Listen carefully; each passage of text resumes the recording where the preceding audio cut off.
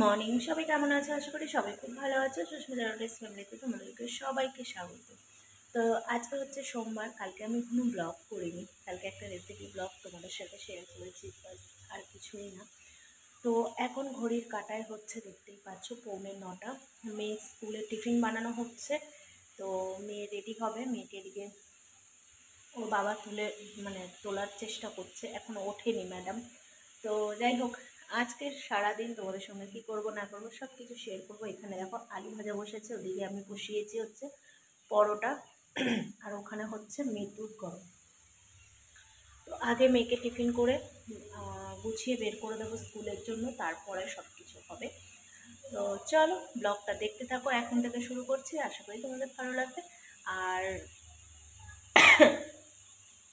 চলো দেখতে থাকো। সকালবেলাটা না মানে ঝড় চলে যায়, জানো তো। যতক্ষণ না মেয়ে স্কুলে যাবে ততক্ষণ রেডি হয়ে গেছে, সব হয়ে গেছে। তোমরা তো দেখেইছো ও কয়টুকানি দুধ খায়, ওইটুকানি দুধ খেয়ে ওর পেট ব্যথা আরম্ভ হয়ে গেছে। এখানে বসে আছে, ওষুধ খাওয়ালো, খাইয়ে তারপরে ওকে এখন কি বায় না, তুমি চলো আমার সাথে, গিয়ে দিয়ে তারপরে আবার এলাম। মানে কি বলবো, আর জানি না আমার মেয়েটা কবে বড় হবে। এত বাচ্চাদের মতো করে না। আর এই আরেক বাচ্চা ওঠেনি এখনো, এই আরেক বাচ্চা উঠে জানি না কি করে রেখেছে কাণ্ড। তো এই হচ্ছে আমার সকাল থেকে রাত অবধি রুটিন, জানো।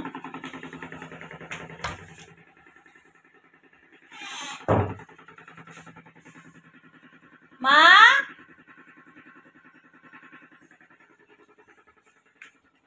ঘরটা বন্ধ থাকে না, আর কেমন একটা গন্ধ হয়ে যায়। ওই দিকটা খুলে দিলে এদিকটা বন্ধ থাকে, ওই দিকটা খুলে দিলে গ্যাস গন্ধটা বেরিয়ে যায়, তারপর আবার ঠিক হয়ে যায়। বন্ধ থাকলে একটা ঘরের মধ্যে যা হয় আর কি। তো চলো, আলু ভাজার পরোটা তো আর রয়েছে, ওই খাওয়া হবে। আর একটু চা করবো, অন্ধকার আসছে। আর ব্যাগটা কি ভারী, উফ ভগবান। ঘাড় আমার এমনি ভাঙা, আরও ভেঙে যাবে আমার ঘাড়। তো চলো এখন মা উঠুক, তারপরে আগে আমি চাটা করে নিই, নিয়ে তারপরে কাজবাজগুলো গুছাবো। আজকে সোমবার, আজকে তাড়াতাড়ি করে একটু পুজো করতে বসতে হবে, কেননা কদিন ধরে ঠিক মতন পুজো করা হয়নি। তো যাই হোক, চলো টিফিনটা করবো, চাটা করবো, আর দেখা যাক কি হয়।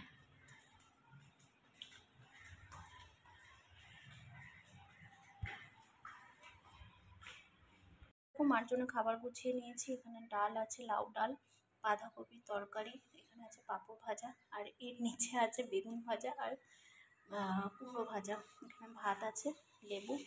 তো আজকে প্রচণ্ড দেরি হয়ে গেছে, রিজেন দেখো 3টে বাজতে 5 মিনিট বাকি। তো যেটা হচ্ছে, এখন মাকে খেতে দিয়ে আমি স্নান করব। ঘর পুরো পরিষ্কার করে ঝকঝকে করে নিয়েছি পুরো। যেটা হচ্ছে ব্যাপার, মা ওঠো, যেটা হচ্ছে একই ব্যাপার। আজকে হঠাৎ করে কোনো কথা নেই, কিছু নেই, আমাকে কালকে বললো যে সকাল সকাল আসবো। তাই বললাম ঠিক আছে, কোনো অসুবিধা নেই, আসলে আর আমি দরজাটা খুলে দেবো, তারপরে আমি আমার কাজ করব। তো ম্যাডাম কোনো পাত্তা নেই, সকালবেলা তো কোনো পাত্তাই নেই। আমি রান্না করছি, কাজবাজ সেরকম এগোনো, আমি যে আসবে ওই যে একই ব্যাপার যেটা হয়। তারপরেও দেখি ম্যাডাম আসেন না, আসলোই না। 12টা 12:30 বেজে গেল, আসলোই না। তারপরে ভেবে নিলাম যে না, আসবে না। ওর বানানো চাটা আমি খেয়ে লেগে গেলাম কাজে। ঘরের সমস্ত কিছু অগোছালো, ঘর ঝাড় দেওয়া নেই, কিছু না। তোমাদের দাদাভাই এসে চিল্লাচ্ছে, কেন কি দরকার বাসি ঘর, শুধু একটুখানি ডাইনিংটা মুছলেই হয়ে যায়। হয় কি তোমরা বলো, যে বাসি ঘর ফেলে রেখে আমি কি করে কি করব? চারিদিক নোংরা। মেয়ে তো আমার একদমই পরিষ্কার না, যে বড় হয়ে গেছে যে গুছিয়ে রাখে তা নয়। আমি এক্ষুনি গুছিয়ে রাখবো, এসে অগোছালো করে দেবে। আসবে এসে, তোমরা দেখো, আমি তোমাদেরকে এখনই বলছি, দেখো এই বেডটা পরিষ্কার আছে, আসবে এসে এর মধ্যে জামা, তারপরে ব্যাগ, হেনা তেনা সবের মধ্যে ফেলে রেখে দেবে।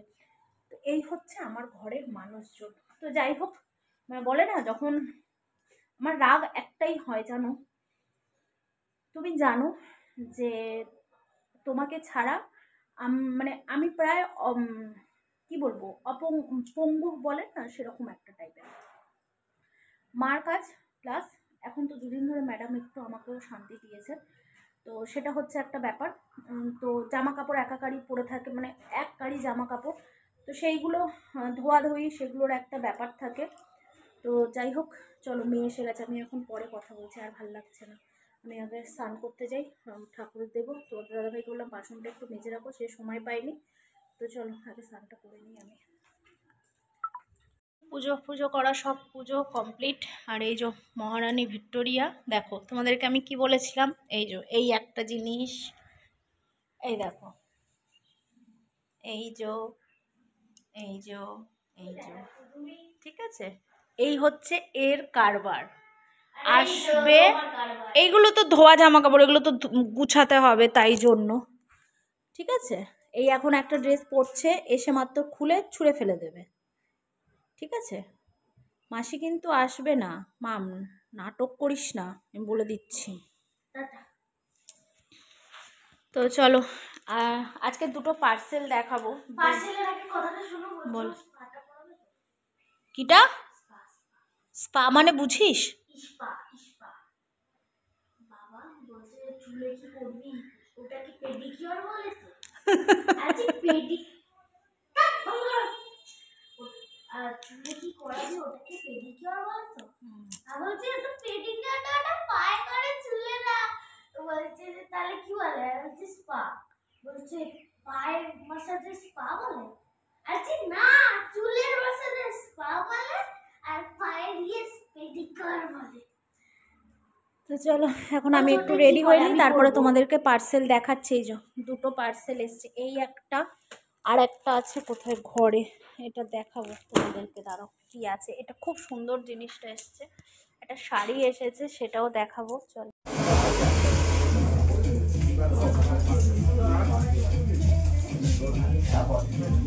শুভ সন্ধ্যা সবাইকে। আর আমার সব কিছু কমপ্লিট হয়ে গেছে, ভিডিও বানানো কমপ্লিট, আর দু একটা হয়তো বানাবো। আর আজকের সেট আপটা দেখো, এই হয়েছে সেট আপ। আর এই যে আমাদের নতুন একটা সদস্য, আমার মাসির শাশুড়ি, এই সবাই এক্ষুনি দিদি এমনটাই জিজ্ঞাসা করছিল